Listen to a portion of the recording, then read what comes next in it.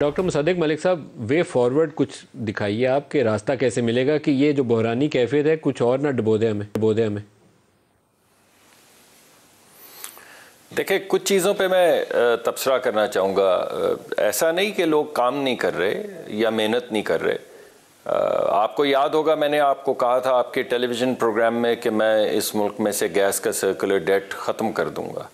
आपने अभी ये जो टैरिफ आया है उसमें आपने देखा कि इस मुल्क का सर्कुलर डेट ख़त्म कर दिया गया है। मैंने आपको कहा था कि इस मुल्क के अंदर हम गरीब के साथ खड़े होंगे। तो आज हमने दो मुख्तलिफ टैरिफ इस मुल्क में बना दिए हैं। अमीर आदमी का टैरिफ अलहदा कर दिया है, गरीब आदमी का टैरिफ अलहदा कर दिया है।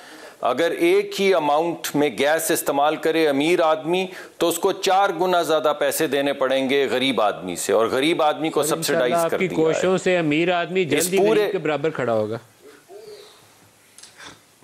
देखिए, मैं तो आपको वो बता रहा हूँ जो कोशिशें हम कर सकते हैं। हमारे पास जो वसाइल हैं, जो रिसोर्सेज हैं, उनको मद्देनज़र रखते हुए जिन चीज़ों के ऊपर हम काम कर सकते थे उन पे कर रहे हैं।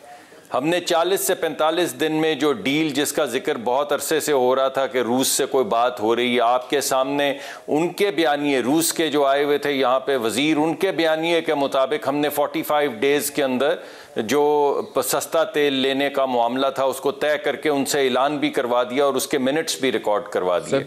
10 साल के बाद पहली मरतबा ऐसा हुआ कि गैस के ऊपर इस मरतबा जी इंशाल्लाह इसकी तमाम जो तफासील हैं कमर्शियल, वो मार्च के ख़त्म होने से पहले पहले तय हो जाएंगी और फिर अगले महीने से तेल इंशाल्लाह आना शुरू हो जाएगा।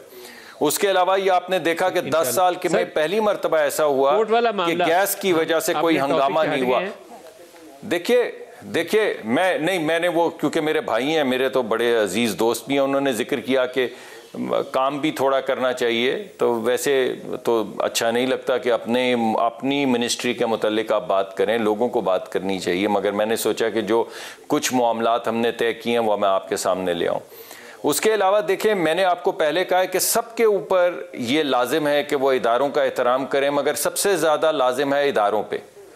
तो जो इदारे, मैंने आपको भी एग्जाम्पल दी है कि रिक्यूज़ करने में लगता क्या है। दिन में अगर आपके पास 10 केस आ रहे हैं या 5 केस आप देखते हैं और एक में आपको नज़र आ रहा है कि कोई कंट्रोवर्सी क्रिएट हो रही है, तो मुझे समझ नहीं आती कि पुराने ज़माने में तो ये रख रखाव एक नॉर्मल चीज़ थी, तो ये क्या हो गया कि जब आपके बाकी तमाम ब्रदर वहां पे बैठे हुए हैं। बाकायदा टारगेटेड अटैक है मुज़ाहिर अली अकबर के ऊपर भी और एजाजुल हसन के ऊपर भी। बाकी तो छोड़ दें कि पुराने वाले या रिटायर वाले, उस पर आपको देखिए अभी सर्विंग के ऊपर तो टारगेटेड अटैक है जी। देखिए मलिक साहब, वो तो खैर नाम लेके शायद टारगेटेड अटैक किया, लेकिन आपने अपने इब्तदाइये में क्या कहा? आपने जिन जजेस का जिक्र किया वो कौन जज थे? आपने जिन टेप्स का जिक्र किया वो किन की टेप्स थी? तो बात यह है कि जब कोई चीज़ आपके सामने आ जाती है तो किसी हद तक तो आप पे भी ये लाजिम है कि आप अपने इदारे के लिए, अपनी लेगेसी के लिए अपने आप को रिक्यूज कर लें, अपने आप को हटा लें।